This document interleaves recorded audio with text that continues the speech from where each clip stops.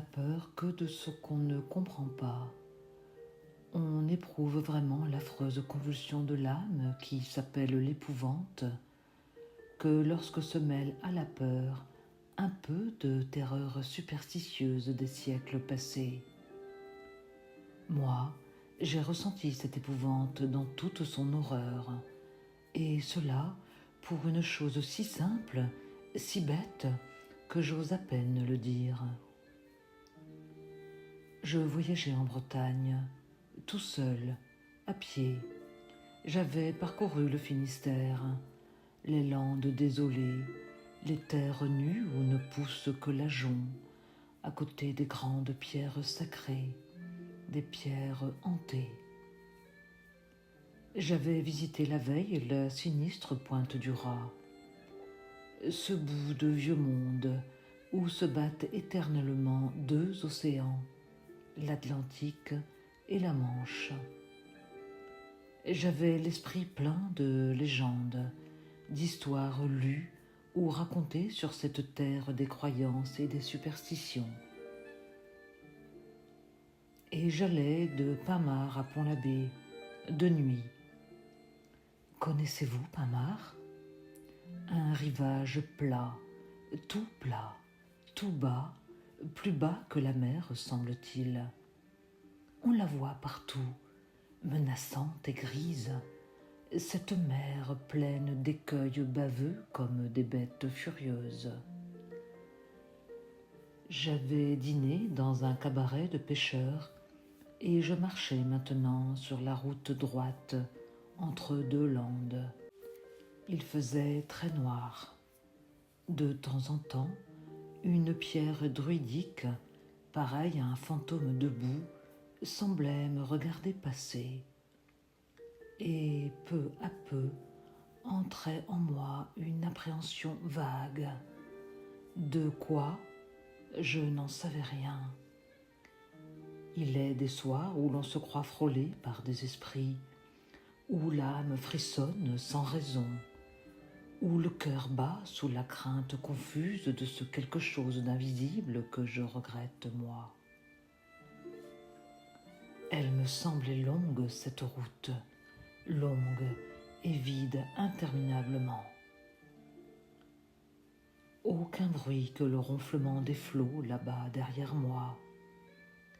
Et parfois, ce bruit monotone et menaçant semblait tout près, si près que je les croyais sur mes talons, courant par la plaine avec leur front d'écume, et que j'avais envie de me sauver et de fuir à toutes jambes devant eux. Le vent, un vent bas, soufflant par rafales, faisait siffler les ajoncs autour de moi, et bien que j'allasse très vite, j'avais froid dans les bras et dans les jambes, un vilain froid d'angoisse. Oh, comme j'aurais voulu rencontrer quelqu'un! Il faisait si noir que je distinguais à peine la route maintenant. Et tout à coup j'entendis devant moi, très loin, un roulement. Et je pensais, tiens, une voiture.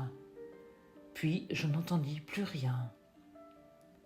Au bout d'une minute, je perçus distinctement le même bruit, plus proche. Je ne voyais aucune lumière cependant, mais je me dis, ils n'ont pas de lanterne. Quoi d'étonnant dans ce pays de sauvages ? Le bruit s'arrêta encore, puis reprit. Il était trop grêle pour que ce fût une charrette, et je n'entendais point d'ailleurs le trot du cheval, ce qui m'étonnait car la nuit était calme. Je cherchais. Mais qu'est-ce que cela ? Il était tout près, tout près. Je me jetai dans un fossé par un mouvement de peur instinctive, et je vis passer contre moi une brouette qui courait toute seule, personne ne la poussant. Oui, une brouette toute seule. Mon cœur se mit à bondir si violemment que je m'affaissai sur l'herbe et j'écoutais le roulement de la roue qui s'éloignait et qui s'en allait vers la mer. Et je n'osais plus me lever, ni marcher, ni faire un mouvement, car si elle était revenue, si elle m'avait poursuivi, je serais mort de terreur. Je fus longtemps à me remettre, bien longtemps, et je fis le reste du chemin avec une telle angoisse dans l'âme que le moindre bruit me coupait l'haleine. Est-ce bête, dites? Mais quelle peur! En y réfléchissant plus tard, j'ai compris. Un enfant, nu-pied, la menait sans doute cette brouette. Et moi, j'ai cherché la tête d'un homme à la hauteur ordinaire. Comprenez-vous cela? Quand on a déjà dans l'esprit un frisson de surnaturel, une brouette qui court toute seule,